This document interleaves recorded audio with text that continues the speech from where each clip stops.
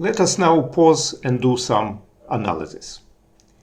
So consider a process that receives two f+1 echo messages of the original message M that was broadcast by the sender. So to illustrate, we are talking about a process such as P2 in this scenario, which receives 1, 2, 3 echoes of the original message that was broadcast here by process P1. So the question that we want to now ask is what such a process like P2 can already derive from seeing these two f+1 echo messages. And here are two facts, A and B, that such a process can already assert. So first off, at least f+1 correct processes received M directly from the sender. And why this is true? So for the following reason. So remember that we have at most f Byzantine processes. That means that if we receive two f+1 copies of echoes, at least f+1 of them were sent by correct processes.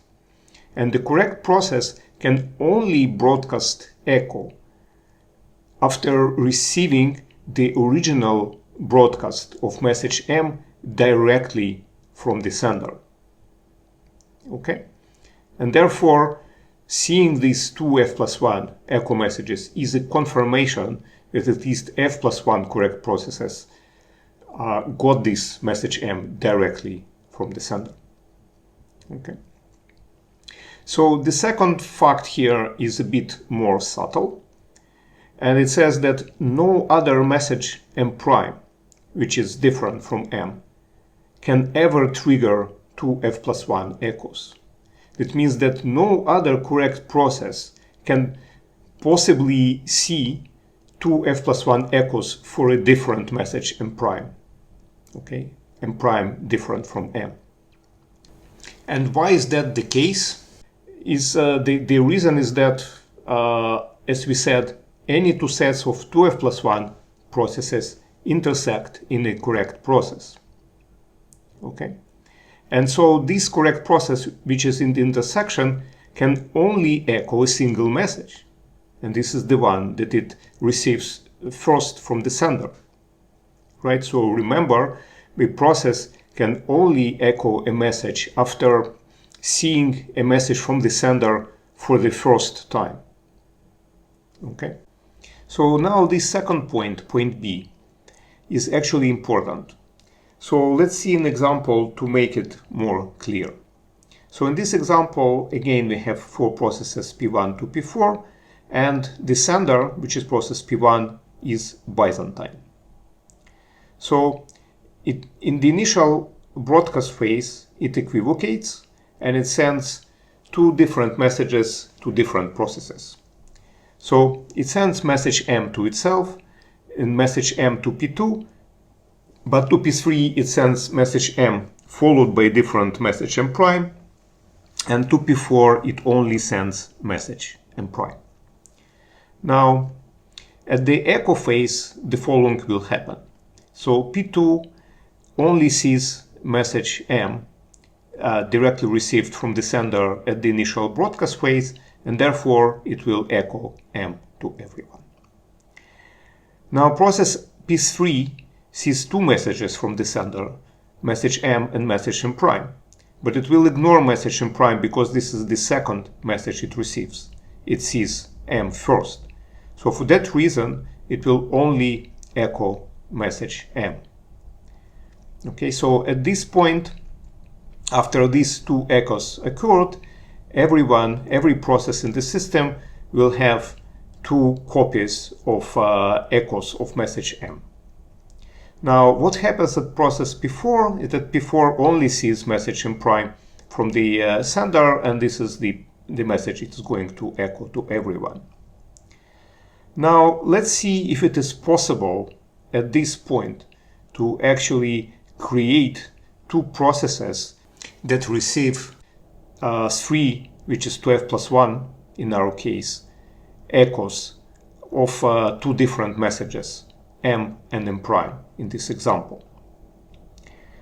Okay, so to make correct process P2 or correct process P3 to receive 3 copies of M, P1 can cooperate and can actually echo M to both P2 and P3. And this is what it does here. So now we have both P2 and P3 receiving 3 copies of echoes of message M. Now let's see that it is now impossible to create a situation in which M prime will also receive 3 echoes. So the only candidate that can potentially receive 3 echoes for M prime in this example is P4. Okay, so because P4 has never seen message M, so it only echoed message M prime to itself. Now, a Byzantine process can help P4 to arrive at this situation where it sees 3 copies of echoes of M prime. So it will echo M prime to P4. So now P4 has 2 echoes for M prime, but it will stop here. And why is that the case? Because now, in order for P4 to get the third copy of M prime's echo, it will need cooperation of at least one of these, P2 or P3.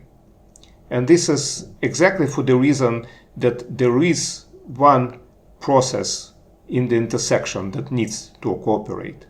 So here we have 2 such sets. So we have a set of P1, P2, and P3. So those are echoes received by P2 and P3. And then we have P4, P1, and then we need the third process. And the third process can be either P2 or P3. And none of them will ever be convinced to actually echo M prime. Why? Because both of them already echoed M. And for them to echo M prime, they need to echo a different message. But they only echo for one time. So they won't do this. And therefore, the third echo message for M prime would never be received by P4. And therefore, we have this condition B satisfied. So let's now continue with our analysis. So we have these 2 facts A and B that we discussed in the previous 2 slides. So both of them can be concluded as true by a process receiving 2 f+1 echoes of the initial broadcast of a message M. So from A, we can conclude that M was indeed broadcast. Okay, so the M is not a fake message that was potentially forged by Byzantine processes. And why is that the case? Because we know that at least one correct process, so in fact f+1 correct processes, received M firsthand from the sender. And so if S, the sender, is indeed correct, then M was indeed broadcast by S. Now, from this plus the condition B, we can conclude that delivering message M after receiving 2 f+1 echoes of message M will maintain both integrity, so integrity is due to this fact A, and consistency. And consistency is due to the fact B. And this is because no other process can potentially receive 2 f+1 echoes for a different message M prime. And also it is easy to see that if S is indeed correct, then M will be eventually propagated to 2 f+1 correct processes, and these 2 f+1 correct processes will each echo this message M, and that will guarantee that everyone will receive two f plus 1 echoes. So for that reason, if we will deliver m after receiving two f plus 1 echoes, we will also have validity. So given that node duplication is trivial to implement by basically just filtering out duplicate deliveries, we already have the following. So if a process delivers m after receiving 2f plus 1 echoes of m, then the properties BRB1 to BRB4 are satisfied. So why we actually proved them in the previous slide. And this is already something. So this is actually important primitive, and it is called Byzantine consistent broadcast. And it is given in the textbook by algorithm 3.16. So Byzantine consistent broadcast is already useful because it can first authenticate messages broadcast by a correct sender, and it avoids equivocation. So we're still left with the property 5, which is totality. So the question now, if delivering a message after receiving two f plus 1 echoes is sufficient to also achieve totality. So let's pause for a few moments and think about it. So the answer is no, and the reason is given by this counter example here. So in this counter example, again, we have four processes P1 to P4, and the process P1, who is also the sender, is Byzantine. And what the Byzantine process does in this example is that in the initial broadcast phase, it only sends message M to 2 out of 3 correct processes. So it sends M to P2 and P3. Now, both P2 and P3 will echo M. Okay, so every process will receive 2 echoes of M. So at this point, none of them can deliver M because we need at least 3 echoes for that. And now the Byzantine process does the following. So it will echo M to just one correct process, which is P2 in this example. So as a result, P2 now sees 3 echoes of M. So according to this rule, it will deliver M. But none of the other 2 correct processes, P3 and P4, will never see 3 echoes of M because Byzantine process is allowed to simply not send it to them. Okay, so it can arbitrarily deviate from its protocol, and this is what it's doing in this situation.